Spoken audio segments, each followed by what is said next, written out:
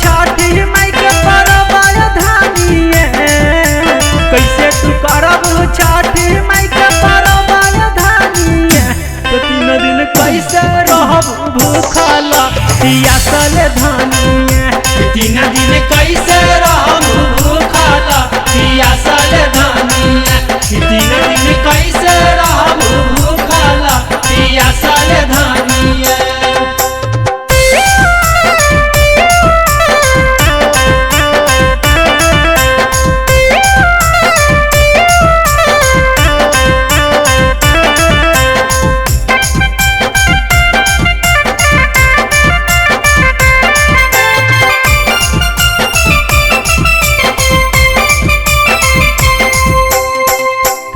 के नया न मिली पिए के न पानी। काहे जिद कैले बारू बतिया लमानी।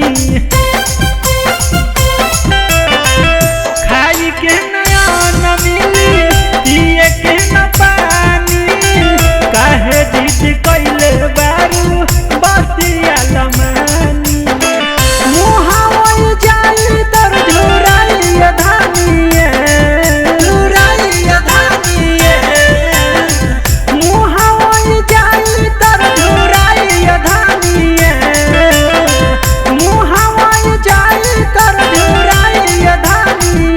कि 3 दिन कैसे रहब भूखला पियासल धानिए। 3 दिन कैसे रहब भूखला पियासल धानिए। 3 दिन कैसे रहब भूखला पियासल धानिए।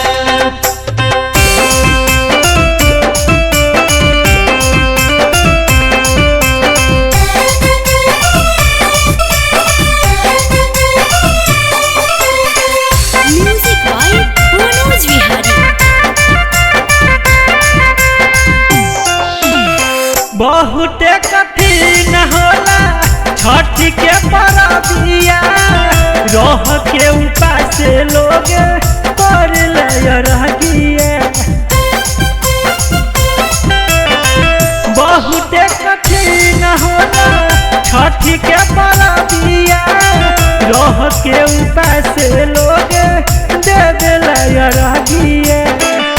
विजय के बतिया लिहा धानिए। राकेश के बतिया लिहा धानिए। मोहनत के बतिया लिहा धानिए। 3 दिन कैसे रहब भूखला पियासल धानिए। 3 दिन कैसे रहब